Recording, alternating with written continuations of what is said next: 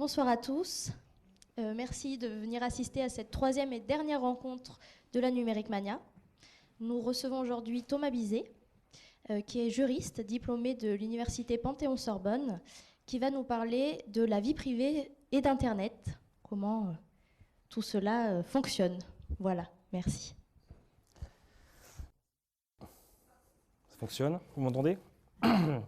Parfait, merci à tous de venir participer à cette rencontre. Alors c'est vrai qu'on peut appeler ça conférence, mais c'est vrai que c'est plus une rencontre parce qu'on va essayer de partager à la fin. Moi, je vais vous montrer un peu l'état de l'art et vers où on va. Et puis on pourra discuter, bien sûr vous pouvez poser vos questions à la fin, puis j'espère que ça pourra peut-être naître ou susciter un peu de débat, parce que c'est vrai que c'est des questions primordiales aujourd'hui. On voit beaucoup d'émissions, beaucoup de peur un peu sur vie privée, Internet, tout ça, donc je vais essayer de clarifier un peu. Sur mon parcours, pour vous expliquer un peu pourquoi je parle de ça, c'est qu'effectivement je suis juriste en droit du numérique. Je suis doctorant aussi à l'école de droit de la Sorbonne et je rédige une thèse qui est la continuité de mon mémoire qui s'appelle « La vie privée à l'ère des données liées, évolution et enjeux juridiques ». Donc c'est vraiment quelle est la notion, la pertinence de la notion de la vie privée aujourd'hui en droit, même si je l'analyse sous beaucoup d'autres angles. J'aurais pu appeler ça « pour en finir avec la vie privée », parce que c'est vrai qu'aujourd'hui on entend beaucoup parler et on ne sait plus trop quoi mettre dedans comme notion, parce que c'est encore une notion vivante. On pourra en discuter tout à l'heure. Je suis aussi chargé d'enseignement université Paris 1 et intervenant à l'école supérieure de commerce économie numérique. Et je travaille dans une grande administration centrale à la stratégie. Donc ça c'est un peu sur le parcours. C'est vraiment data et droit. Donc c'est un peu le data, excusez-moi, données. Je vais employer des mots parfois un peu comme ça. N'hésitez pas à lever la main ou à m'interpeller quand je parle dans du franglais ou dans des mots un peu techniques. Puis mon contact en bas, évidemment, si vous avez d'autres questions par la suite. Donc Twitter et un mail. Alors, j'aime bien commencer par cette phrase de Paul Hermelin, qui était PDG à l'époque de Capgemini. Capgemini, c'est une grande multinationale française. Et en 2008, il expliquait la vie privée, c'est terminé, cela restera comme une petite parenthèse dans l'histoire. Donc ça fait partie d'un grand mouvement de pensée aujourd'hui, de dire que la vie privée était quelque chose qui est apparu avec les libéraux américains au XVIIIe siècle et qui aujourd'hui peut se refermer, c'est-à-dire effectivement c'est pas quelque chose, pas un mouvement qui a mis du temps et qui s'est construit. Seulement si, c'est un mouvement en fait qui date de, alors ça m'ennuie de dire ça, mais de tout temps, c'est-à-dire que la personne qui s'habillait, la personne qui a construit un mur dans sa maison, non pas pour se protéger, mais pour dissocier sa vie intime, son intimité et finalement le reste de la maison, était déjà dans une instance de vie privée. Donc on montre bien que la création de la vie domestique et de l'intimité a créé la vie privée, que la vie privée n'est pas née avec les libéraux, la vie privée n'est pas née avec l'individualisme, et ne va encore moins se refermer avec Internet. Alors après, effectivement, c'est une notion qui évolue, mais ce n'est pas une parenthèse qui va se terminer dans l'histoire. Sur Internet, alors ça c'est une photo qui tournait beaucoup au début d'Internet. Sur Internet, personne ne sait que vous êtes un chien. C'était vraiment la croyance de l'anonymat, personne ne savait qui était derrière son ordinateur, et c'était un peu l'idée que derrière un ordinateur, tout le monde pouvait faire un peu tout ce qu'on le voulait, sous pseudonyme ou sous anonyme, puisque de toute façon, on ne pouvait jamais nous retrouver. C'est faux, ça a toujours été faux finalement, parce qu'on a toujours su retrouver exactement qui avait fait quoi si on pouvait se donner la peine de chercher un peu, quoique aujourd'hui ce soit un peu plus compliqué. Mais il n'y a jamais vraiment eu d'anonymat sur Internet, puisque aujourd'hui même on arrivait à une surveillance généralisée. Et d'ailleurs, le circuit est un peu différent, parce que plus aujourd'hui on va rechercher un anonymat, plus on sera surveillé, puisque justement ça prouve qu'on veut cacher quelque chose. Alors on va revenir un peu sur un an de ce qu'on a appelé les révélations Snowden, ou l'affaire Snowden. Alors Snowden, ça n'a pas fait beaucoup d'écho en France, malheureusement. Ça a été un peu un cataclysme dans les affaires de renseignement aux États-Unis et en Angleterre, et en Allemagne aussi, parce que les Allemands ont été espionnés. Snowden, c'est un informaticien de la NSA, qui c'est ce qu'on appelle un whistleblower, donc un lanceur d'alerte en français, donc quelqu'un qui à un moment dans son travail estime que quelque chose ne fonctionne pas, une intégrité est touchée, et donc choisit de montrer tout ça au monde, montrer tout ça à la presse. Donc les documents qui vont suivre sont des vrais PowerPoint tirés de la NSA, ils ont confirmé que c'était bien le cas. Donc on va voir comment la surveillance, la NSA c'est l'agence de renseignement américain, mais on va voir qu'ils étaient aussi avec les Anglais et les Australiens et beaucoup d'autres administrations. Comment ils ont mis en place finalement une surveillance généralisée sur Internet pour savoir exactement qui fait quoi, à quel moment, qui dit quoi, et potentiellement arriver à trouver qui va dire quoi et va faire quoi. Donc cet homme-là, alors peut-être qu'on en a entendu un peu parler en juillet-août encore, parce que ça faisait 1 an qu'il avait révélé les affaires. Il y a quelques parlementaires en France qui voulaient lui offrir le droit d'asile, parce qu'aujourd'hui il est encore bloqué en Russie. Il s'était enfui à Hong Kong, et puis il est parti en Russie. Les affaires ont été relatées par 2 journalistes avocats, Glenn Greenwald et j'ai mangé le nom de l'autre, mais je pourrais vous le retrouver, qui eux aussi ont eu des problèmes ainsi. Donc il y a vraiment eu un an de forte révélation. Vous allez comprendre un peu pourquoi. Ce qui a vraiment choqué, c'est qu'on savait, on a toujours su que les renseignements, notamment les renseignements américains, qui ont beaucoup d'argent, pouvaient surveiller, mais là c'est l'échelle de surveillance qui était vraiment effarante. Alors, le programme dont on a beaucoup entendu parler, c'est le programme PRISM. C'est vraiment un programme d'analyse des données. Ce que vous voyez là sur le côté, c'est les tuyaux. Donc en fait, on surveillait les transits de données sur lesquels on pouvait, alors comme il explique très bien, on peut target, donc on peut cibler les emails, les appels numéros de téléphone et les chats en ligne. Et le but était de cibler à moindre coût, évidemment, en termes de productivité. Donc on voit ce qui était surtout surveillé, c'était États-Unis, le lien États-Unis-Europe, ce qui est un peu en contradiction avec l'ambition du programme de base de surveillance, puisque bien sûr c'est le risque terroriste. En Canada-Europe, normalement il y a un peu moins de risques. Alors, bon, ça c'est un schéma assez rapide qui vous montre un peu le fonctionnement, c'était très bien pensé avec les différents programmes, on peut le voir en dessous, mais on va aller un peu plus dessus sur les providers, donc les fournisseurs des informations, Google, Yahoo, etc. Évidemment, il y en a beaucoup plus. Alors en 2007, c'est d'abord Microsoft qui signe avec la NSA avec Prism, puis Yahoo, donc 2 grosses quand même entreprises, Google en 2009, Facebook en 2009, Paltalk en 2009. Alors Paltalk, c'est avant Skype, c'est de la voix sur IP, c'est une vidéoconférence. YouTube, puisque Google, ils ont été rachetés en 2010. Skype en 2011. Alors Skype, c'est assez intéressant puisque à la base, c'était chiffré. C'est-à-dire que c'était une visioconférence sur laquelle on ne pouvait pas accéder et avoir les informations. Puis ils ont été rachetés. Alors, l'histoire ne le dit pas réellement, mais a priori, selon les documents de l'affaire Snowden, grâce notamment à de l'argent que le gouvernement américain a donné à Microsoft pour acheter Skype. Et bizarrement, 2 jours après, Skype a rejoint le programme Prism. C'est un programme qui est énormément utilisé. Enfin, je pense que tout le monde utilise Skype dans la vie de tous les jours aujourd'hui.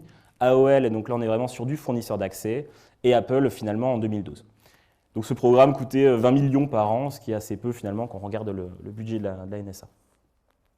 Qu'est-ce qu'on trouve là-dedans? On trouve en fait finalement tout ce qu'il y a. Alors Microsoft, il y a une suite de programmes complets, Google, une suite de programmes complets, Yahoo aussi, Facebook, c'est un peu plus limité, mais finalement c'est l'ensemble des emails, des chats vidéo ou voix ou écrits, l'ensemble des vidéos disponibles, des photos, toutes les données qui sont, alors les données sur le cloud. Alors Dropbox n'est pas dedans, mais Dropbox fait partie aussi du programme Prism, donc toutes les données qui sont mises sur ce qu'on nous vend aujourd'hui, le cloud, l'informatique en nuage, ainsi de suite, sont potentiellement visibles et analysées par ce programme. La voix sur IP, donc c'est le chiffrement voix ou vidéo, les transferts de fichiers, donc ils ne sont pas forcément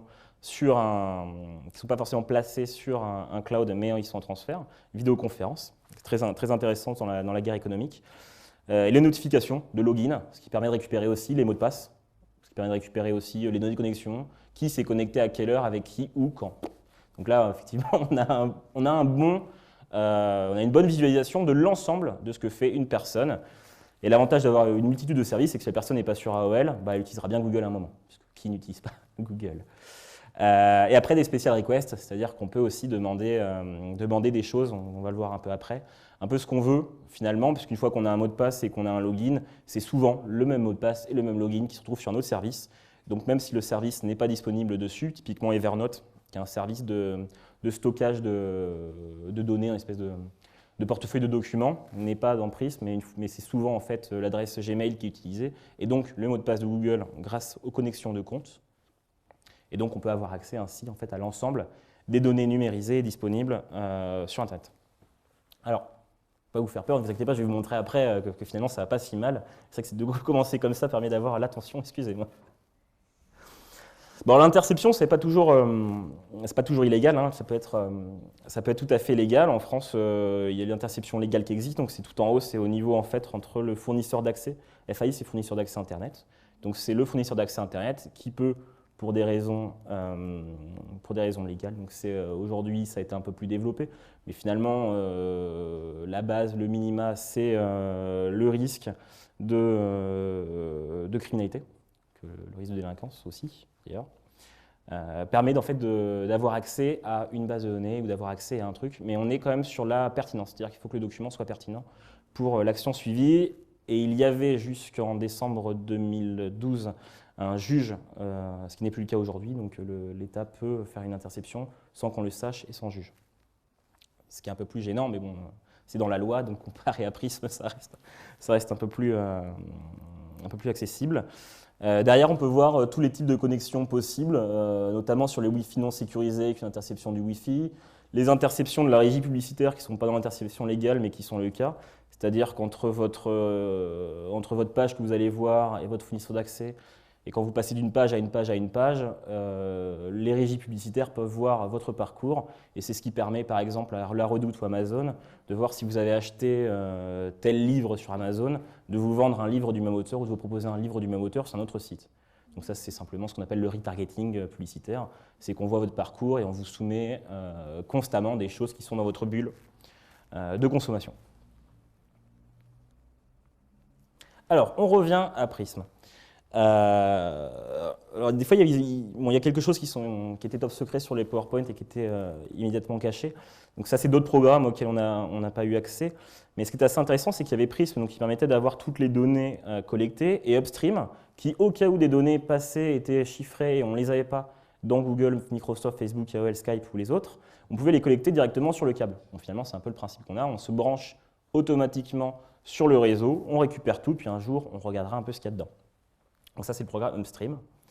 XKeyscore est un peu plus sympathique puisqu'il permet en fait d'extraire ensuite, une fois qu'on a regroupé tout un ensemble de données, ce qui est le plus important pour eux, les métadonnées. Les métadonnées, c'est ça, j'essaie de schématiser, de trouver un schéma, c'est tout ce qui décrit la donnée. Finalement, le document ou le mail en tant que tel intéresse assez peu quand on fait du renseignement. Ce qui nous intéresse, c'est le login, le password, le sujet, à qui on envoie, à quelle heure on l'a envoyé, d'où on l'a envoyé, la liste des contacts. Et finalement, on peut avoir tout ça. On peut avoir le login, le password, le sujet, le texte à l'intérieur, mais finalement, on va assez peu le regarder. Qui envoie, qui reçoit, la liste des contacts, puisque du coup, on a accès, grâce au webmail, à l'ensemble des contacts présents sur la liste, les noms du contact et les noms des adresses. Et derrière, après, on relie, on fait des petits points, on voit que lui a communiqué avec lui, qui a communiqué avec lui. Et on arrive à faire un peu des cartographies de relations. Alors pour la petite histoire, ça je l'ai trouvé sur Cosmos, qui est une boîte française, Cocorico. On a beaucoup entendu parler d'eux au moment de la Libye, puisque Cosmos vend, comme beaucoup d'autres boîtes, on est très fort dans le text mining, c'est-à-dire l'analyse et l'extraction de texte pour en faire quelque chose de pertinent en France. Et donc les plus grands clients de ces boîtes-là sont les États en guerre ou presque. Donc c'était le cas de la Libye à l'époque de la Révolution, puisque ça leur permet de contrôler en fait qui faisait quoi. Alors XKeyscore permet simplement en fait de faire des sessions qui permettent en fait de faire des requêtes. Donc la personne de la NSA, c'est la personne sur l'ordinateur qui fait des requêtes immédiatement dans les grandes bases de données qu'ils ont pu avoir grâce aux sessions et au brassage. Alors où ils sont, on peut le voir, ils sont à peu près partout. Alors la petite ligne du bas, c'est simplement que pour les serveurs, c'est beaucoup plus simple parce que ça coûte beaucoup d'argent un serveur à refroidir. Quelque chose que vous avez déjà vu, votre ordinateur chauffe beaucoup. Un serveur, c'est un gros ordinateur qui chauffe énormément, donc si on le met en fait directement dans le froid, ça chauffe moins. Et en plus, c'est écologique. Donc. Alors ça, c'est le projet Bullrun, un autre projet de NSA, puisqu'ils se sont dit, effectivement, il y a des gens, des petits malins, qui vont chiffrer. Alors nous, ce qu'on va faire, c'est qu'on va financer les logiciels de cryptologie, donc les logiciels qui permettent de chiffrer. Et donc derrière, on va mettre notre norme à nous. Donc on va leur expliquer comment on va chiffrer. Ce qui permet, in fine, d'être capable en fait, de savoir exactement qu'est-ce qui est chiffré et comment, et de pouvoir le détecter et le déchiffrer. Donc c'est encore plus malin, c'est-à-dire que si jamais c'est pas sur Google, Facebook, AOL ou autre, si jamais il passe et que c'est chiffré, on pourra le déchiffrer. Donc ça, c'est l'ensemble, une vue de l'ensemble des programmes. Alors, je ne les ai pas fait tous parce qu'il y en a vraiment énormément. On a beaucoup parlé de Prism parce qu'en France, on utilise beaucoup Google Facebook, mais on a quand même beaucoup moins parlé des autres. Wanadoo, oui d'ailleurs, enfin, c'est le truc qui nous a tous un peu... pourquoi ils ont Wanadoo dans leur base. C'est un des seuls français aujourd'hui qui est encore dans le domaine, qui a très peu de personnes. Il y a encore beaucoup de comptes en fait en @Wanadoo et quelques entreprises qui utilisent encore ça, donc ça permettait de ne pas avoir ces informations-là. Donc Fairview, Vilo Live, on voit qu'il y avait effectivement dans ce programme la NSA, JCHQ c'est les Anglais, à côté c'est les Australiens et les Allemands, même si les Allemands et les Brésiliens se sont eux aussi fait si on peut le dire comme ça, espionner. Alors pourquoi c'est important? Parce que finalement c'est un peu tout le monde qui peut se retrouver à avoir ces documents au moins analysés, puisqu'ils emploient la règle des 3 hops, c'est-à-dire des 3 rebonds. C'est-à-dire que ce n'est pas la personne de premier degré, c'est la personne au 3e degré. On va aller jusqu'à la personne au 3e degré pour pouvoir voir les liens. Donc c'est l'ami de mon ami de mon ami. Ce qui fait, si on prend un peu on parle bien d'amis virtuels, hein. Si on prend les données de Facebook par exemple, il y a à peu près 190 amis par personne. Donc on arrive assez rapidement au 3e degré à 1 334 978. Bon, là on peut se dire que du coup on surveille effectivement, une fois qu'on surveille une personne, on surveille 1 million, ça peut devenir un peu compliqué. Alors Stanley Milgram, qui a fait beaucoup d'expériences en sociologie, expliquait en 1967 qu'il y avait 6 degrés de séparation entre un individu A et un individu B. C'est le fameux il y a 6 personnes entre Barack Obama et moi. Bon, finalement, c'est plus vrai. Facebook a réussi à démontrer qu'il y avait un degré de séparation aujourd'hui numériquement. Donc c'est plus on connaît directement la personne, mais on a des relations avec les personnes de 4,74. Voilà, c'est des chiffres, mais quand on met la règle des 3 hops et les 4,74 degrés de séparation, on se rend compte qu'assez rapidement, c'est tout le monde en fait qui peut potentiellement ou qui a déjà des données analysées. Donc ces données-là, après, voilà, sont dans ces immenses serveurs. Ça, c'est le serveur que la NSA a fait à l'époque où ils ont monté Prism, qui est un des plus gros data centers, donc centre d'hébergement de données, dans l'Utah. Donc le monde a changé. Le monde a changé puisqu'on est passé d'un monde de paroles, donc la parole vole, les écrits demeurent, à un monde d'écrits. Puis, aujourd'hui, un monde où on a même numérisé l'écrit jusqu'à devenir, alors c'est le cas dans cette bibliothèque, un monde de données. Donc on en est à avoir plus pour savoir plus et savoir plus pour avoir plus. C'est vraiment ce qu'on a appelé, il y a aujourd'hui une espèce de tentation de relier, d'indexer le monde complètement. Donc c'est vraiment la volonté de Google, c'est un peu leur credo. Alors, il y a Don't be evil d'un côté, qui est leur slogan, puis indexer le monde, l'indexation, avoir tout sur tout pour répondre rapidement à toutes les questions. Et c'est un peu le côté de relier, une espèce de tentacule, des tentacules qui partent d'un peu partout pour relier l'ensemble des données. Alors c'est ce qu'on appelle aujourd'hui le big data. Je ne sais pas si le terme a été beaucoup relayé, il est dans beaucoup de médias spécialisés, on en parle parfois dans les médias grand public sans pour autant vraiment l'expliquer. Et cette phrase résume assez ça.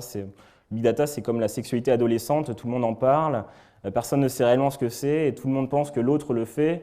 Et donc, du coup, tout le monde dit « je le fais ». C'est vrai qu'aujourd'hui, on voit, il y avait beaucoup dans les entreprises de stratégie Big Data, on parle de ça, Big Data, de marketing Big Data, on va faire de la prédiction, on va contrôler le monde avec le Big Data. Ce qui est assez gênant, en fait, le Big Data, c'est assez simple, c'est utiliser les données d'aujourd'hui, qui sont des données très volumineuses, qui sont des données très rapides, c'est-à-dire que les données vont changer constamment, qui sont à la fois variées et variables, c'est-à-dire que la donnée ne sera pas toujours la même, donc il faut avoir la capacité d'extraire et d'analyser ces ensembles de données. Et surtout, c'est des données qui sont vraies. Donc ça, voilà, ça c'est le schéma de base. On sait très bien que le volume, c'est OK. La véracité des données, c'est vraiment l'ambition du Big Data qui reste à prouver et qui n'est pas nécessairement montrée. Sauf que dans ces données, c'est vraiment ce qui motive les entreprises. Avoir l'ensemble des données, j'ai commencé à conseiller des startups.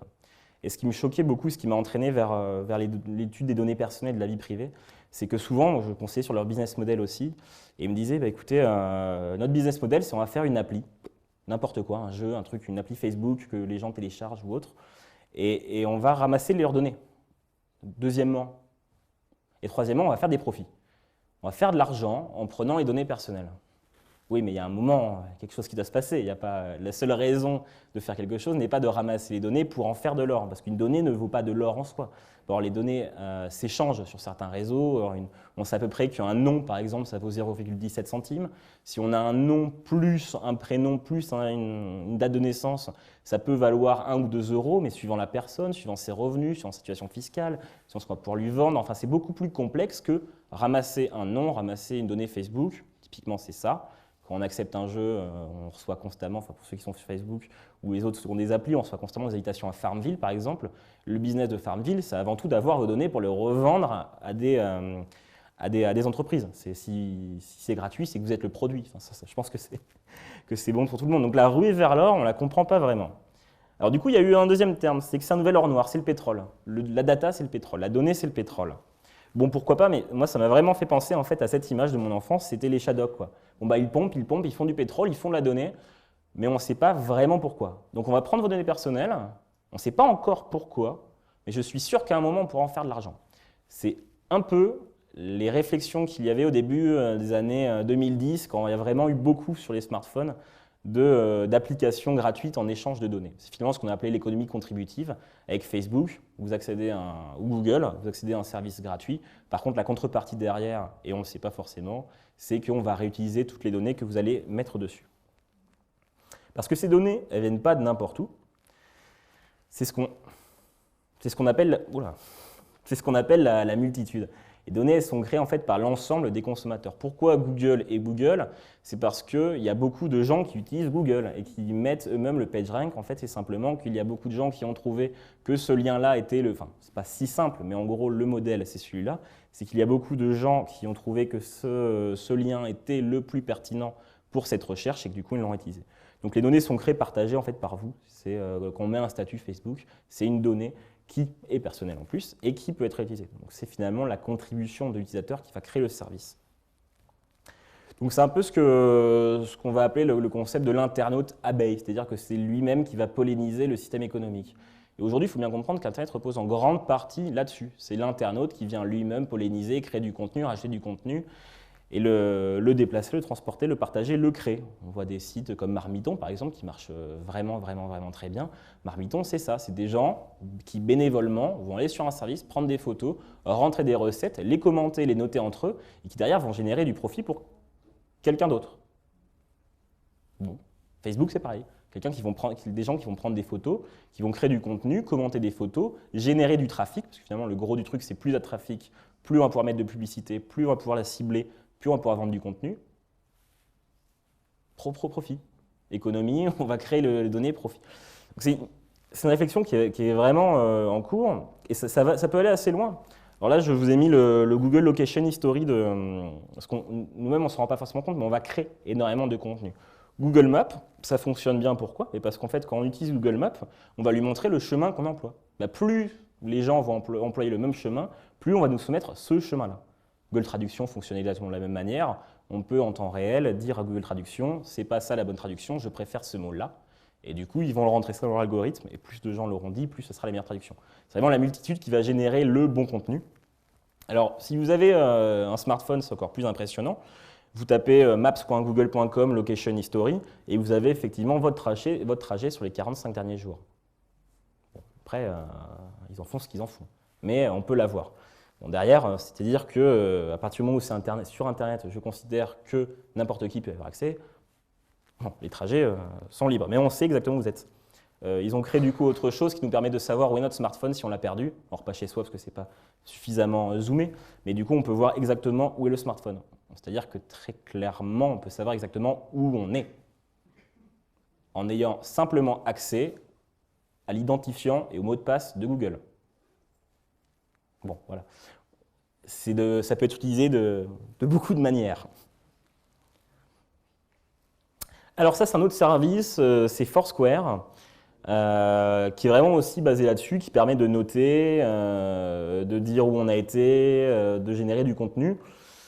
Aujourd'hui, ils sont allés encore plus loin, c'est-à-dire qu'on est dans un lieu où on n'est pas loin d'un lieu. Typiquement, je me balade là à la médiathèque et je vais recevoir une pub de McDo qui me dit qu'il y a un McDo à 5 minutes de moi et qu'ils font une offre parce que je suis sympa, que je m'appelle Thomas Bizet et que je suis déjà allé chez eux et que j'ai déjà commandé un Big Mac.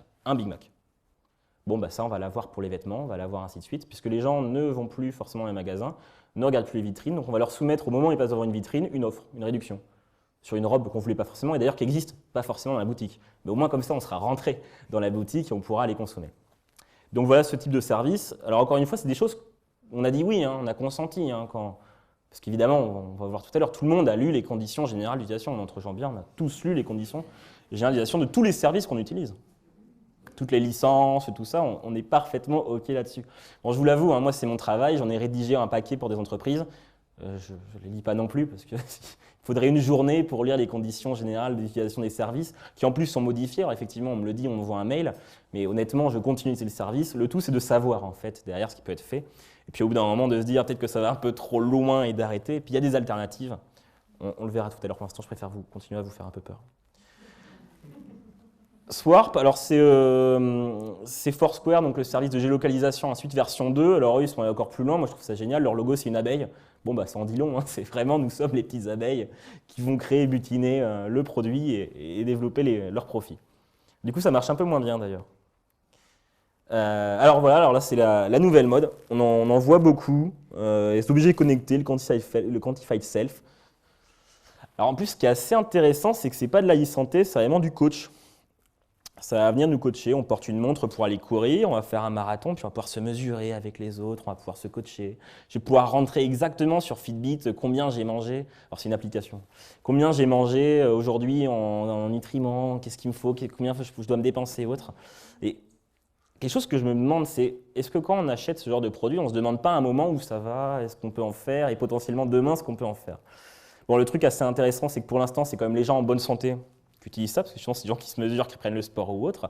Mais demain, potentiellement, c'est tout le monde. Quand on voit les choses qu'il y a sur l'iWatch, donc la montre d'Apple, les choses qu'il y a sur la Google Watch, les montres Google, effectivement, en plus, c'est des gros services qui ne sont pas du tout compromis avec de grands états comme on a pu le voir.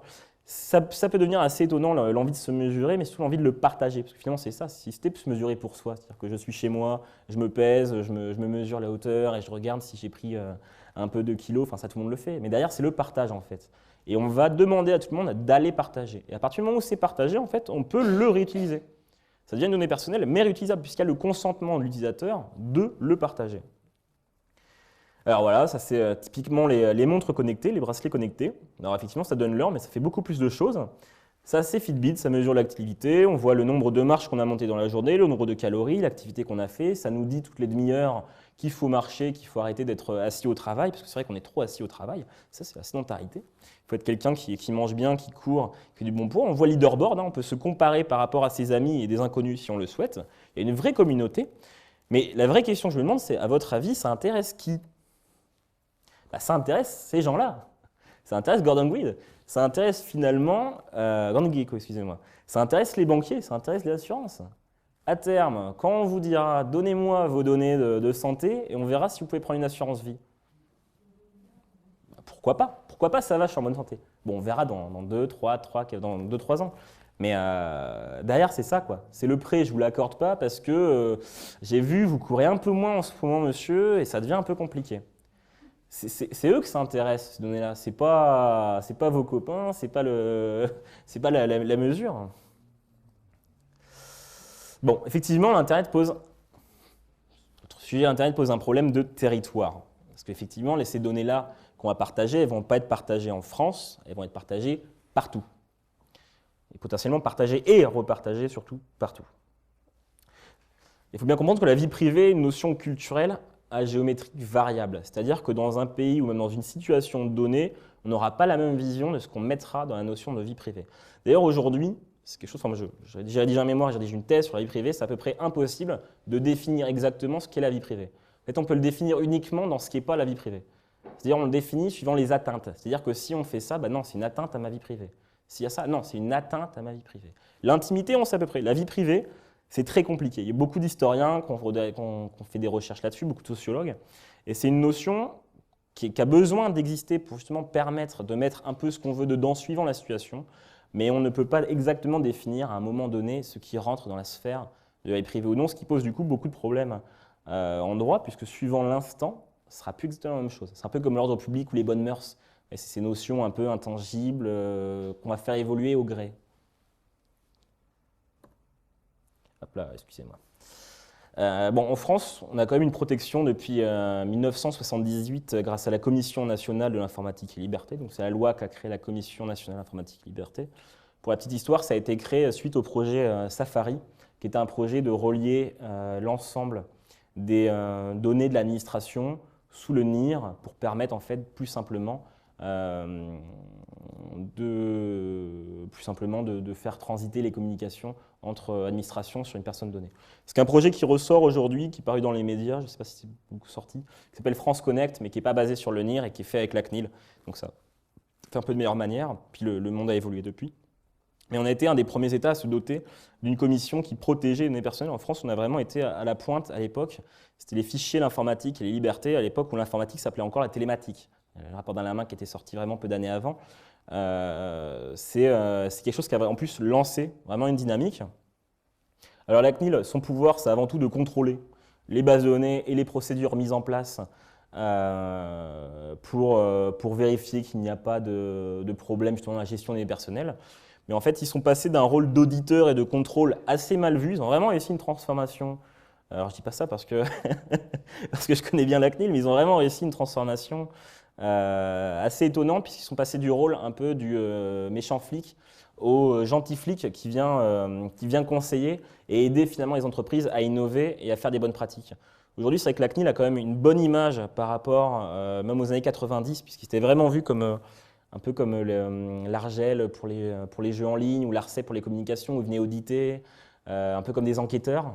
Et aujourd'hui, ils sont vraiment vus comme des gens qui viennent aider. C'est-à-dire on ose appeler la CNIL en disant « Écoutez, j'ai un problème, j'ai envie de faire ça, mais je ne sais pas exactement comment je peux le faire. » Et la CNIL va aider en amont. Donc on a vraiment inversé le paradigme, et c'est assez intéressant pour les entreprises parce qu'il y a un vrai dialogue qu'ils ont aujourd'hui avec la CNIL. Et ils aident aussi énormément dans l'éducation au numérique, puisqu'ils ont beaucoup de labels qui aident à faire ça. Notamment e-enfance ou EduCNUM avec l'éducation nationale.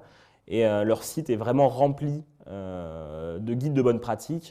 Et ils sont même présents sur Facebook avec beaucoup de choses qui permettent d'aider à comprendre comment fonctionne Facebook, Facebook pour les enfants, enfin les adolescents. Normalement, Facebook, c'est que pour les enfants, les adolescents de plus de 13 ans. Ils aident vraiment à comprendre. Enfin, ils sont dans le domaine. Et ils font beaucoup d'efforts de communication là-dessus. Alors on a eu un arrêt Google qui a fait beaucoup de bruit en juin dernier, l'arrêt Costera, de la Cour de justice de l'Union européenne, qui a relancé un peu un débat sur le droit à l'oubli, c'est-à-dire qu'on a le droit de dire toutes les données numériques ou personnelles qui étaient là avant moi, donc typiquement sur Google, non, elles n'existent pas, vous les enlevez. Typiquement aujourd'hui, en fait, ça a été un peu retourné et ça donne ça. Bon, j'ai pris moi parce que je ne voulais pas prendre quelqu'un du public pour le montrer. Vous avez tout à la fin, certains résultats peuvent avoir été supprimés conformément à la loi européenne sur la protection des données. Alors, petite histoire, en fait, avant le mois dernier, ils le mettaient uniquement sur les pages où la personne avait demandé. Donc, typiquement, je tapais Thomas Bizet, je pouvais voir que, tiens, la personne avait demandé un retrait sur Google, sachant que Google n'est pas à l'intérieur. C'est-à-dire que si ce n'est pas sur Google, on peut très facilement le retrouver sur beaucoup d'autres moteurs de recherche. Donc, d'ailleurs, ça me poussait, moi, recruteur, à me dire, tiens, qu'est-ce qu'il a caché, il fallait un peu plus enquêter. Bon, maintenant, la bonne nouvelle, c'est qu'il le met vraiment sur toutes les pages. Le truc, c'est que le recruteur n'utilisera plus Google, il utilisera plutôt des outils comme CV Gadget, PQ ou People qui permettent vraiment de cibler les données ailleurs. Donc on n'a plus l'algorithme Google qui fait le PageRank, mais on a vraiment l'ensemble des documents portant ce nom sur le web. Il faut bien comprendre que le recruteur, la première chose qu'il fait quand il a un CV, c'est pas de lire le CV, c'est de taper le nom dans Google, enfin dans un moteur de recherche. Et du coup, on a l'aide à la demande de suppression de résultats de recherche au titre de la législation européenne en matière de protection des données. Donc Google a l'obligation de retirer les données s'il trouve la demande pertinente. Alors il y a tout un formulaire à rentrer avec une signature qui n'est pas d'ailleurs une signature à la fin, puisqu'il suffit simplement de marquer son nom pour signer, qui permet de soumettre en fait à Google la demande de suppression des données qui vous concernent. Là où on peut se dire que la CNIL a beaucoup joué depuis 1978 et a beaucoup investi en France le domaine des données personnelles, ce qui fait aussi peut-être ce soir qu'on est si nombreux pour cette question-là un mardi soir, c'est qu'en Europe, le plus de demandes de retrait sont venues des Français. Enfin, il y a eu des écoles, c'est-à-dire qu'il y en avait qui disaient que les Français étaient plus frigides et voulaient en enlever beaucoup plus. Puis il y a celle où je suis un peu plus parti, c'est bien que les Français ont été beaucoup plus intéressés finalement à ces questions depuis assez longtemps, puisqu'on a toujours un peu navigué sur données personnelles, Internet, vie privée, protection de la vie privée, comment faire, ainsi de suite. Donc du coup, ils ont plus utilisé ce formulaire. Et aujourd'hui, il y a donc la tentation d'un règlement européen, alors qui prend du temps à être pris, puisqu'en plus les commissaires européens sont en plein changement en ce moment. Alors moi, je ne suis pas très confiant, mais on me dit si, vous inquiétez pas, un règlement européen aura lieu. Alors pour la petite histoire, pour reprendre un peu, 78, loi française, 95, une directive européenne. Pour la notion, la différence entre les deux, c'est que la directive doit être transposée. Le règlement s'applique immédiatement. C'est-à-dire que la directive, on va essayer de faire une grande idée, puis derrière, chaque État fait un peu comme il veut. Le règlement, c'est tout le monde se met d'accord pour que ce soit pris immédiatement comme ça. Donc c'est aussi pour ça que le règlement européen a un peu plus de mal à passer, puisqu'il faut quand même mettre d'accord l'ensemble des pays européens, sachant que, par exemple, l'Irlande, qui accueille Google, Facebook et tous ces pays-là, grâce à la protection fiscale que l'Irlande leur permet, a beaucoup moins envie d'avoir une protection des données comme celle-là. Alors il y a quelques changements qui sont assez intéressants, mais ça ne modifie pas vraiment, parce qu'en France on a quand même un système qui est très protecteur, ça ne modifie pas grand chose, je n'ai pas vraiment l'impression, parce qu'il y a beaucoup de substances qui ont été vidées du règlement au fur et à mesure. Ça inverse un paradigme assez intéressant, parce que je vous en ai parlé tout à l'heure, avant la CNIL auditait et contrôlait immédiatement, maintenant l'administration et les entreprises vont devoir se doter d'un CIL, enfin d'un coordinateur plutôt informatique et liberté, je ne sais plus quel est le mot exact, un référent. Et donc, c'est cette personne-là qui sera en charge et qui devra faire remonter aux instances. Et ça simplifie aussi les relations inter-CNIL européennes. Mais voilà, l'harmonisation est assez compliquée sur un domaine comme la vie privée, comme les données personnelles, puisque la gestion n'est pas la même, les business models associés ne sont pas les mêmes. Et les pays n'ont pas les mêmes visions, finalement, de ce qu'est la vie privée. Alors, pourquoi ? C'est vraiment une question qu'on peut se poser finalement, c'est pour ça que je pensais vraiment appeler ça initialement, pour en finir avec la vie privée, c'est finalement pourquoi, quand on a vu tout ça, vouloir protéger son jardin secret, on n'a qu'à se dire que de toute façon, d'ailleurs c'est ce que beaucoup de monde me rétorque quand je leur parle, c'est que de toute façon, je m'en fiche, moi je ne suis pas un terroriste, j'ai rien à me reprocher, je n'ai pas vraiment de problème avec ça, donc j'ai mis madame tout le monde, enfin c'est monsieur tout le monde, c'est n'importe qui, c'est ce qu'on nous rétorque assez souvent. Mais en fait, le paradigme du coup est inversé. On est vraiment passé dans une société du risque et je n'ai rien à me reprocher, donc je permets en fait à n'importe qui de voir tout ce que je veux sur moi. C'est pas vraiment ça la question. C'est d'abord, en fait, c'est complètement faux. C'est d'abord une question de liberté, une question d'autonomie. Ma vie privée, c'est ma liberté, c'est mon droit. Alors les Anglais appellent ça right to be left alone. C'est mon droit de rester en fait de mon côté, mon espèce de jardin secret, mon espèce de fort intérieur. Sur lequel en fait on ne doit y avoir aucune vue. Vraiment cette espèce de petit paradis personnel. Alors, les Américains ont une vue aussi sur la vie privée, la liberté, ce genre de choses. Benjamin Franklin, un peuple prêt à sacrifier. Alors, il paraît que ce n'est pas vraiment lui qui l'a dit, mais bon, je l'ai trouvé comme ça, donc je vous le mets comme ça. Un peuple prêt à sacrifier un peu de liberté pour un peu de sécurité ne mérite ni l'une ni l'autre et finit par perdre les deux. Finalement, on est vraiment un peu dans ce chose, c'est-à-dire que ce n'est pas deux flèches qui s'opposent et on va essayer de mettre, parce qu'on ne peut pas avoir à la fois un peu de sécurité, un peu de liberté. On peut pas être, donc soit on choisit l'un, soit on choisit l'autre, et on peut en rajouter aussi beaucoup. D'ailleurs, plus on va être libre, plus on va se sécuriser soi-même. Du coup, ça peut fonctionner aussi comme ça. Alors, une autre question, c'est est-ce que la vie privée, c'est finalement un problème de vieux cons, de personnes qui ont des choses à cacher, qui sont un peu aigries. J'avoue que c'est parfois mon cas, de me dire non, laissez-moi tranquille, je fais ce que je veux de mon côté. Alors non, tout simplement parce qu'encore une fois, la première chose qu'on va faire, alors, moins d'adolescents dans la salle que je pensais, mais la première chose qu'on va faire, c'est taper sur Google qu'on va chercher un emploi. Et sur quoi on va tomber ? Sur les photos qu'on a prises quand on était jeune et dont on est un peu honteux et qui sont restées, donc les photos de soirée, les photos de nous, les photos de Google ou de Facebook, qui ne mettront pas en valeur finalement la personne qu'on a, mais c'est ces premières photos qu'on retrouvera. Alors j'ai mis un chat pour choquer personne, je pense que ça passe mieux. Mais c'est ça, enfin, ce pauvre chat aura du mal à trouver un emploi une fois qu'on l'aura vu en train de faire la sieste sur son canapé, une bière à la main. Autre chose, c'est les recherches gênantes. Alors, je n'ai pas pu l'intégrer tout de suite parce que c'est tombé aujourd'hui Bon, aujourd'hui, quand on tape herpès, on verra, il y a d'autres choses.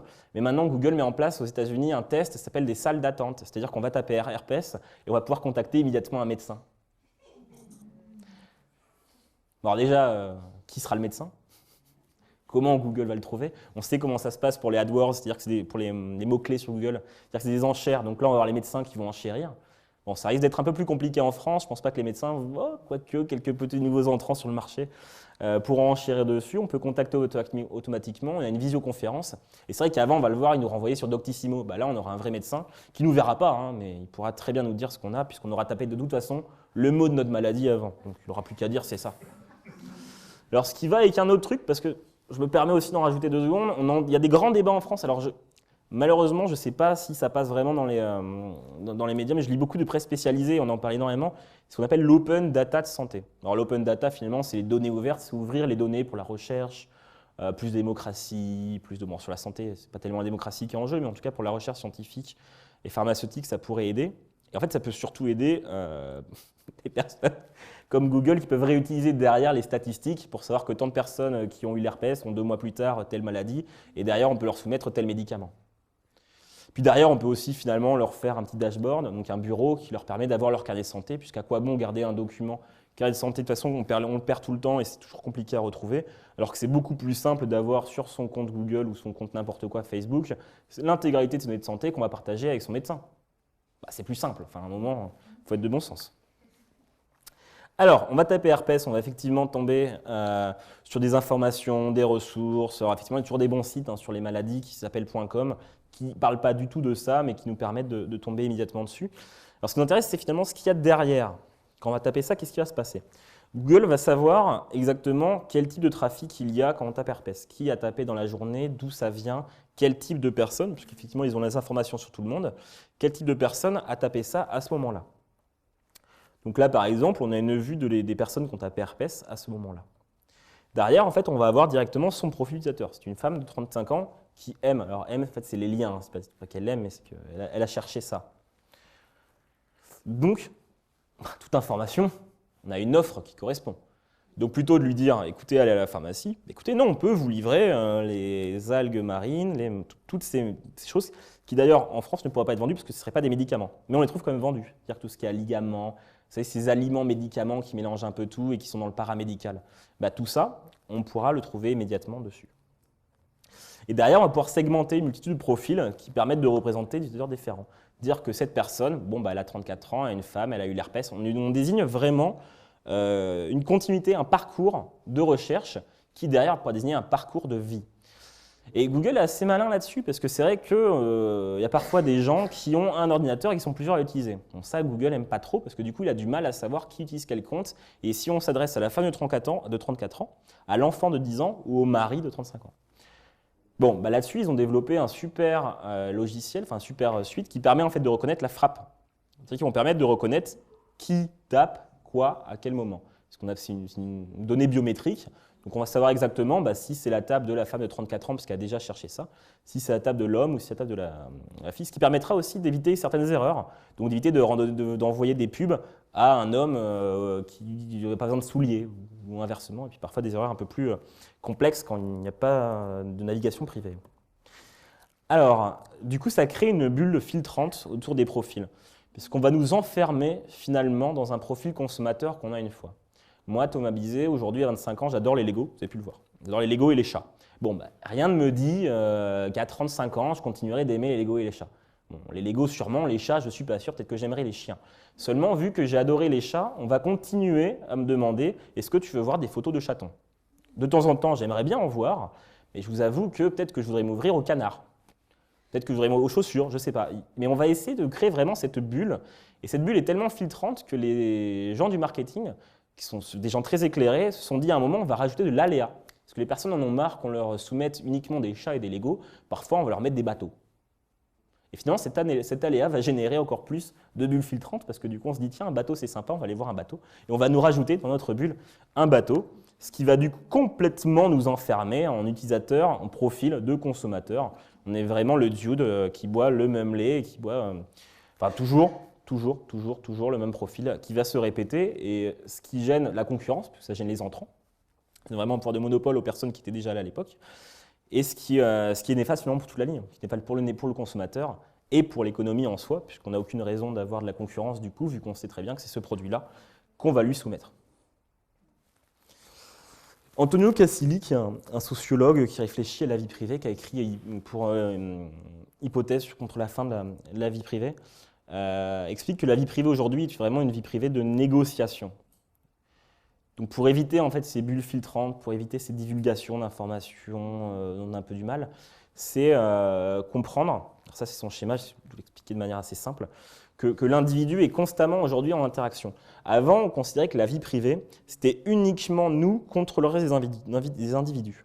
Aujourd'hui, avec la complexification des relations sur les réseaux sociaux et en communauté, on considère qu'il y a vraiment un retour des individus qui font qu'on va adapter, on va avoir des stratégies de dévoilement, des négociations finalement entre les utilisateurs et nous, entre les proches et nous, entre les groupes et nous. C'est-à-dire que tout bêtement, en fait, comme Janus a plusieurs faces, on va avoir plusieurs faces suivant qui on va rencontrer et on va avoir plusieurs faces suivant quel réseau. C'est-à-dire que je n'aurai pas les mêmes informations de moi sur mon profil Facebook que sur mon profil LinkedIn ou que sur mon profil Twitter ou que sur Google, puisque je n'emploierai pas ces services de la même manière. Donc on va vraiment avoir une adaptation, une négociation suivant les retours. Et on le remarque aussi beaucoup chez les adolescents, parce qu'ils vont parfois aller trop loin en mettant des photos ou des vidéos qu'ils ne devraient pas mettre, et ils vont avoir un retour direct des commentaires en disant non, tu ne devrais pas mettre ça. Et du coup, on l'enlève. Et on a vraiment une vie privée qui se crée en fait là-dessus. Un renouveau un peu qui se crée sur la négociation entre ce qu'on est prêt à partager, qui est parfois un peu trop, et ce qu'on est prêt à recevoir, ce qui est parfois un peu trop. Donc ça peut créer aussi là-dessus des conflits, ça peut créer des distorsions, mais finalement ça va s'agencer, ça va s'adapter au fur et à mesure comme ça. Alors c'est ce qu'a bien compris, bon d'ailleurs je crois qu'il est en train de mourir, mais le réseau social de Google, qui est Google+, ce qui permettait en fait vraiment de segmenter par cercle, ce que Facebook a fait par la suite, en pouvant segmenter par groupe. On a connaissance, famille ou autre, on peut créer des groupes pour segmenter les informations. Typiquement, quand je vais mettre un statut, je peux choisir de ne le partager qu'avec un type de personne. Je mets une photo, je peux choisir de le partager uniquement à ma famille ou uniquement à mes amis. Ça permet vraiment de s'adapter sur les mêmes plateformes, mais d'adapter son discours et les données qu'on donne. En sachant que dans tous les cas, je donne à ma famille ou à mes amis Facebook là. Donc après. Alors, tout ça en fait se base bien sur ce que je vous dis tout à l'heure, le consentement de l'utilisateur à utiliser le service et à accepter les conditions du service, les conditions qu'on lit tous, parce qu'évidemment, ce n'est pas du tout ce geste qu'on fait quand on regarde les conditions d'utilisation d'un service. Honnêtement, ça fait longtemps que je suis dans le domaine, je ne connais personne qui a lu, c'est un miracle si vous trouvez quelqu'un, un martyr peut-être, quelqu'un qui a lu l'ensemble des conditions générales d'utilisation de l'ensemble des services qu'il a, ça n'existe pas. Alors il y a beaucoup de services qui permettent de mettre en place une sémantisation, qui extrait en fait les mots pour en donner un contenu, donc on extrait des clauses et on essaie de faire un petit schéma, un petit dessin qui explique exactement ce que c'est. Un site qui s'appelle Term to Lang Didn't Read, par exemple, le fait très bien, bon, en anglais, donc ça complexifie encore plus pour nous. Mais il y a quelques initiatives qui naissent pour essayer de redonner aux utilisateurs le contrôle.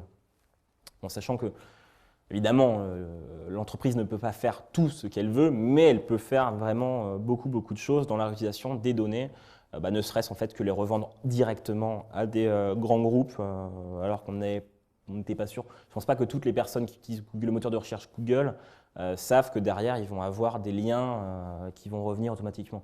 Je ne pense pas que l'ensemble des personnes qui utilisent Facebook savent qu'ils vont avoir de la pub ciblée qu'ils vont avoir derrière et une génération de leur profil en tant que profil consommateur qui va être revendu à d'autres organismes et derrière, ça va circuler.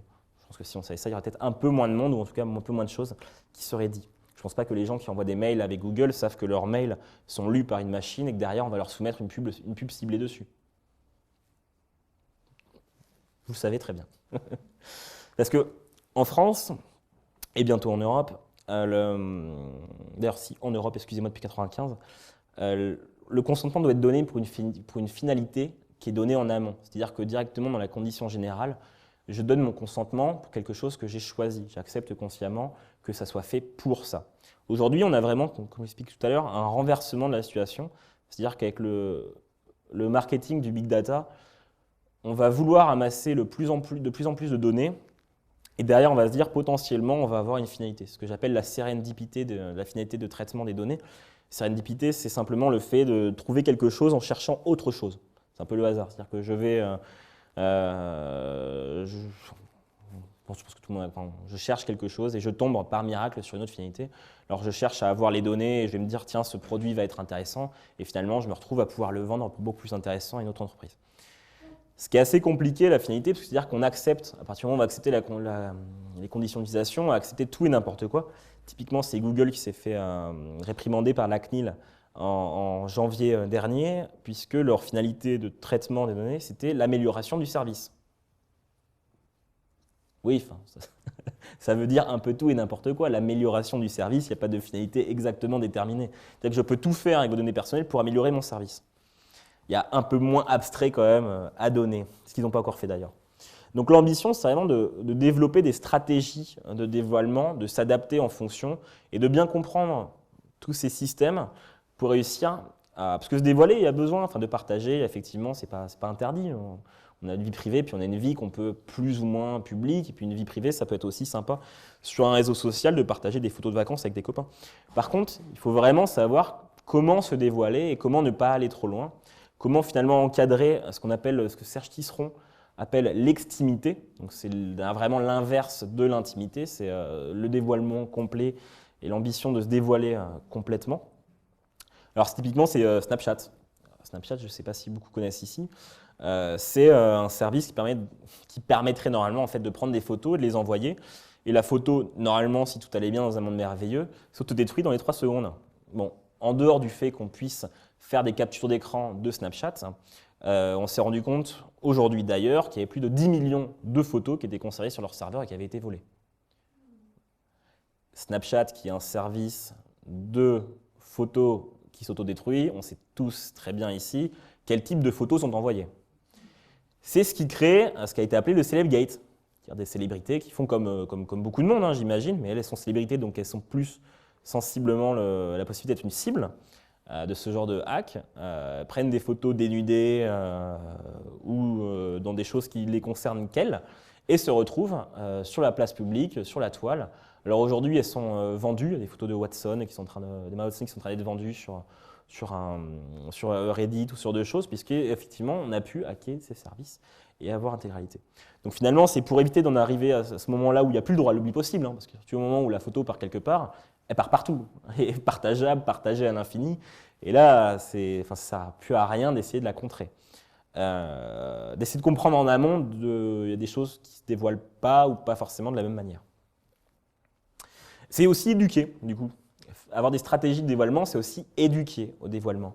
Alors ça, c'est quand même assez bien fait avec Educnum, donc le plan numérique de l'éducation nationale, qui permet vraiment d'éduquer au numérique dans les classes, au plus tôt, e-enfance et la CNIL.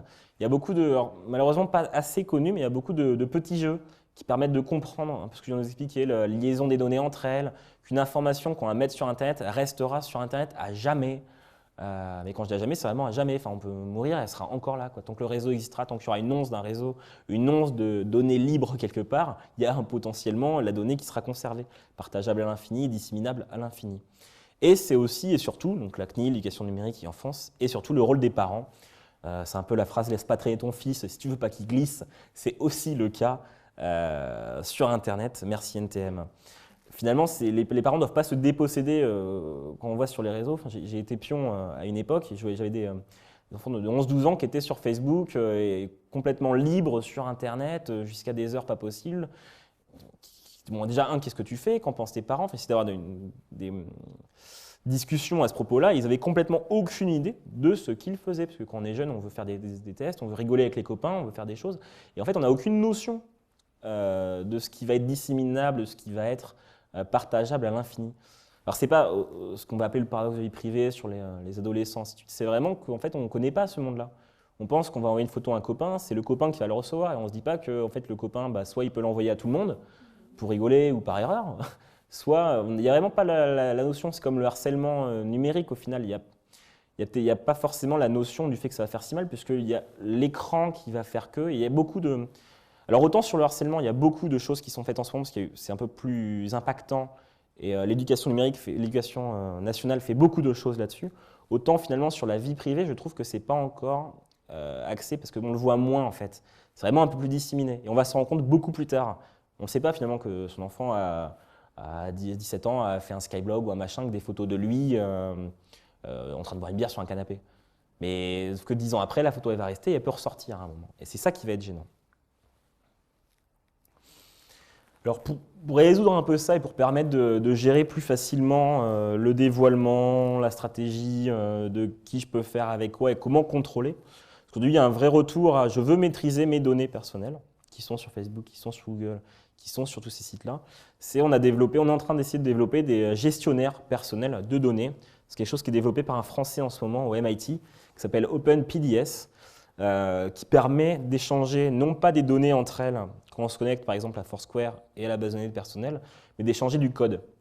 C'est-à-dire que Foursquare va demander est-ce que cette personne a quel âge il a, et le code va lui répondre suivant comment nous on l'a paramétré, oui, non, ça ne te regarde pas, ainsi de suite. Enfin, on a vraiment une maîtrise du coup à ce moment-là sur le code et non sur la donnée. C'est un peu la différence entre quelqu'un qui vous demande quelque chose et vous lui donnez une pile de documents où vous lui répondez de la bonne manière. Plutôt que d'avoir accès à plein d'informations non pertinentes pour la demande, là on va vraiment segmenter et donner l'information la plus détaillée et la plus pertinente.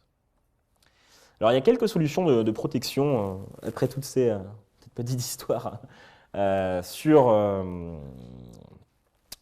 les atteintes finalement à la vie privée. Alors la première chose, c'est d'utiliser des moteurs de recherche peut-être qui espionnent pas. C'est une bonne idée plutôt que Google. Il y en a quelques français, mais j'aime bien DuckDuckGo en fait parce qu'ils fonctionnent vraiment pas mal. En plus, ils ont une bonne pub et c'est très épuré. Alors le style est copié sur Google, donc du coup, ça a l'avantage de ne pas gêner la manière dont on fait la recherche. Donc duckduckgo.com, c'est vraiment tout, .org, je sais plus. Enfin DuckDuckGo, vous tapez DuckDuckGo dans Google et vous tombez dessus. Comme ça, ils sauront que vous l'utilisez pas. C'est un pied de nez assez sympa. Pour le coup, je vous conseille leurs conditions de généralisation. Très courte, c'est une phrase, c'est on vous espionne pas. C'est vraiment, c'est vraiment du libre. Alors, je ne comprends pas leur modèle économique. Je crois qu'il n'y en a pas. Parce qu'ils ne repèrent rien, ils ne vous donnent pas de pub dessus et ils ne récupèrent pas les données. Donc, il n'y a pas de cession de compte, il n'y a pas de vérification derrière. Il y a de la pub dessus. C'est juste je crois qu'on tape un mot, on tape voiture, il y a des pubs de voitures qui vont. D'accord, de la pub sur le mot. Par rapport aux recherches antérieures, c'est juste par rapport aux recherches actuelles. Ça, Camargue a fait son mémoire sur les moteurs de recherche. Mais ils mettent sur DuckDuckGo. Chiffrer ses SMS aussi. Ça peut être une bonne idée parce que les SMS aussi sont vraiment regardés.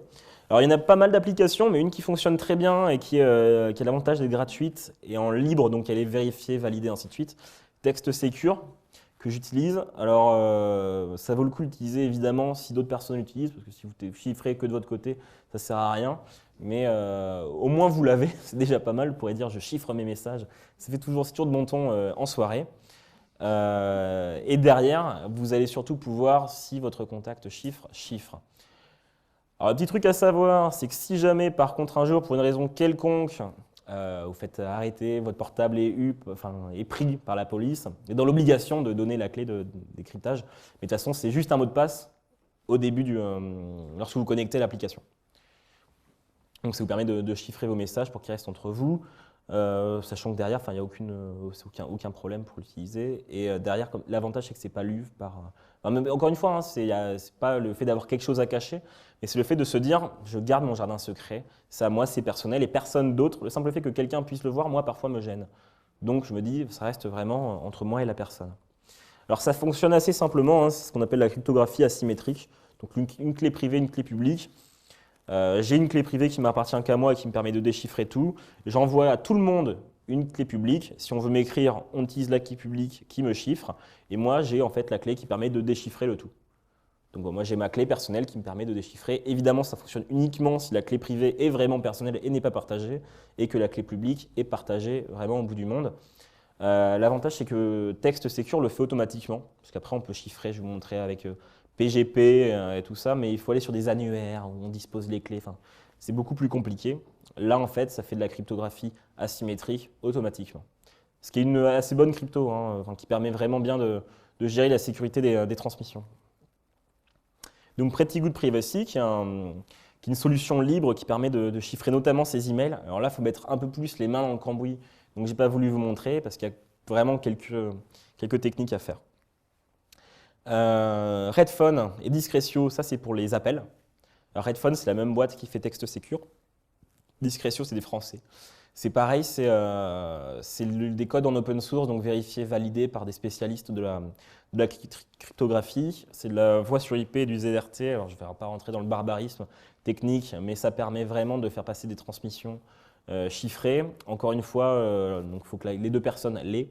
Ce qui est plus compliqué sur Redphone parce qu'on ne peut pas appeler quelqu'un qui ne l'a pas. Donc je vous conseille quand même de garder votre appel à côté, ce qui permettra d'appeler un peu tout le monde.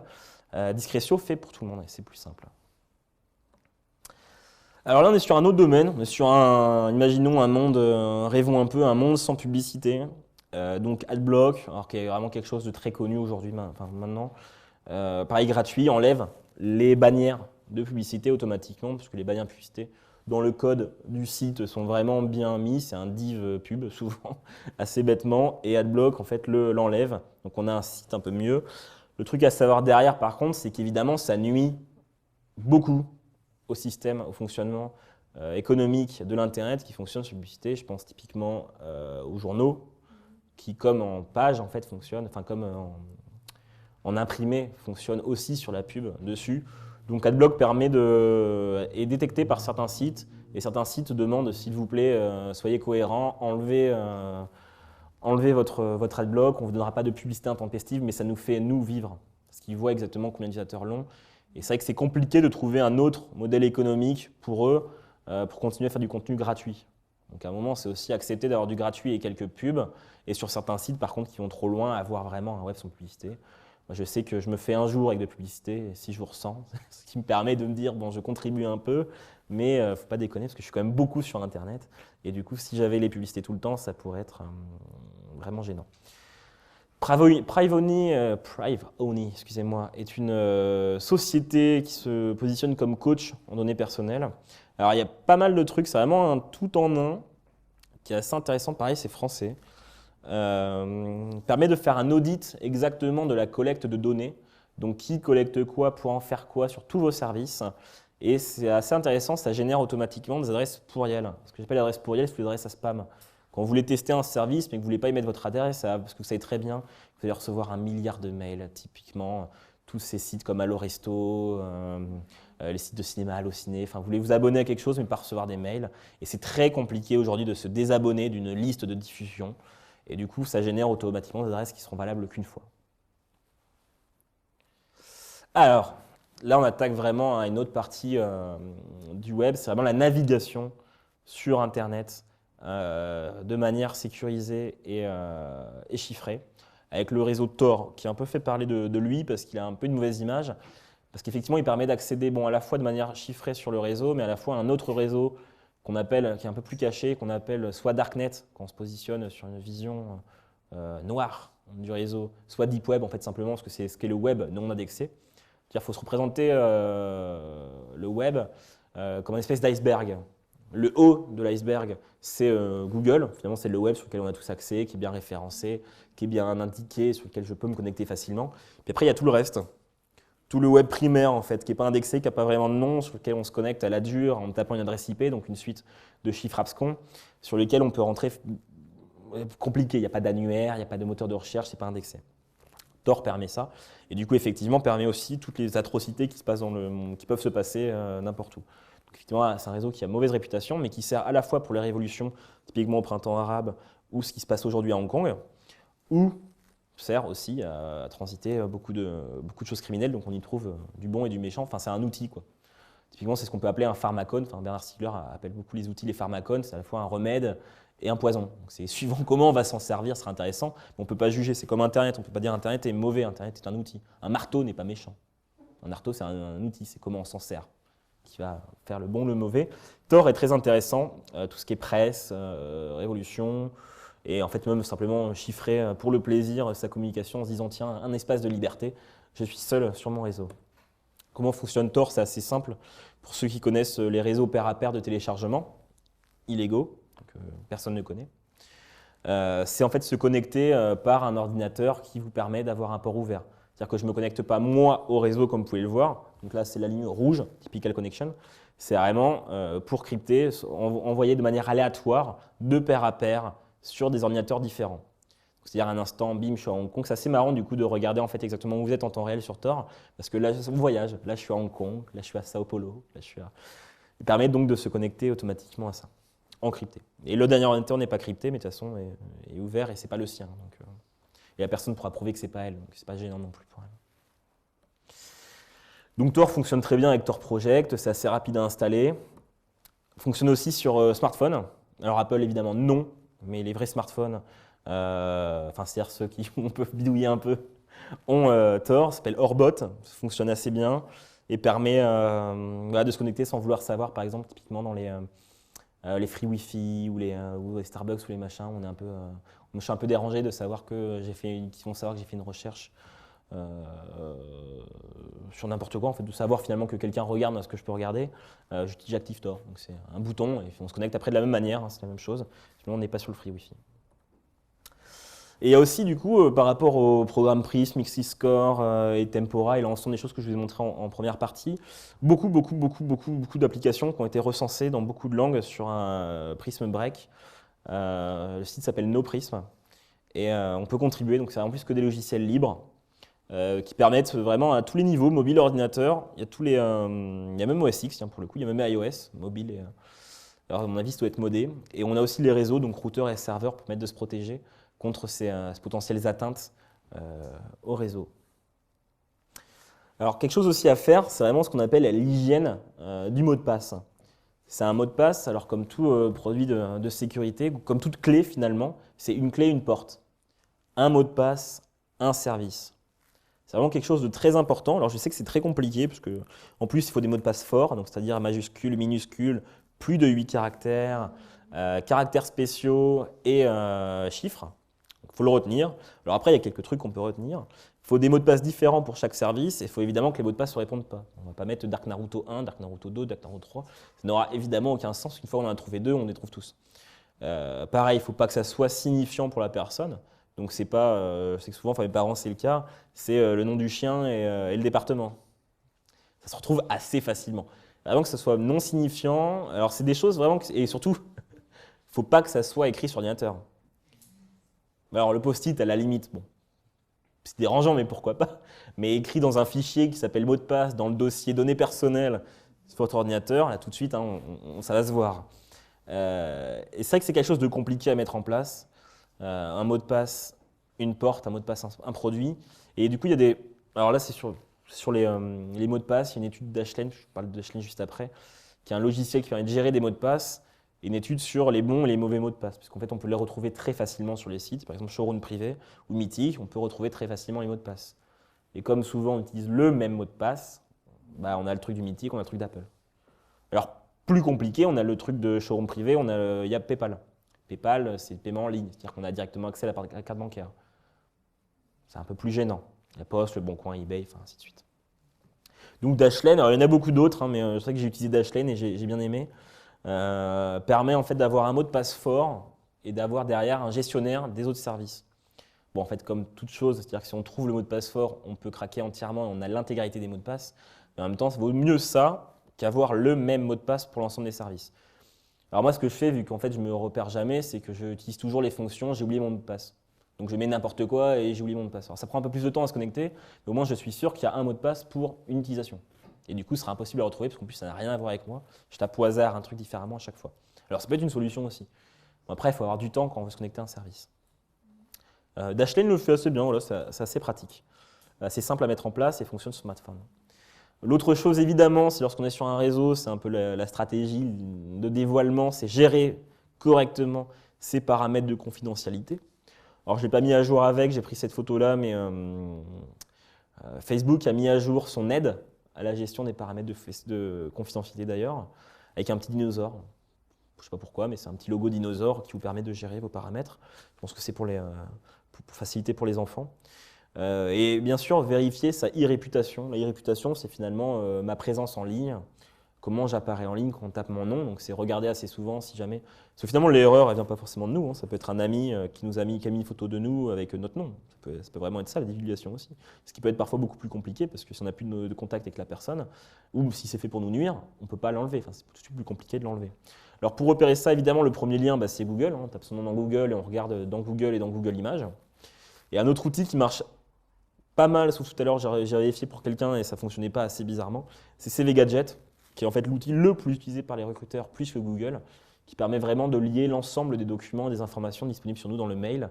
Pour la petite histoire, en le faisant sur un ami, j'ai pu retrouver son institutrice de CM1. Enfin, on peut retrouver vraiment des informations qui vont très loin, alors qui pour le coup n'avaient aucun intérêt économique pour moi derrière, mais typiquement on peut retrouver, je sais pas, plein de documents, quelque chose qu'il a écrit, un article qu'il a écrit quand il était dans sa période anarchiste au lycée, alors que maintenant il postule pour un cadre de fonctionnaire.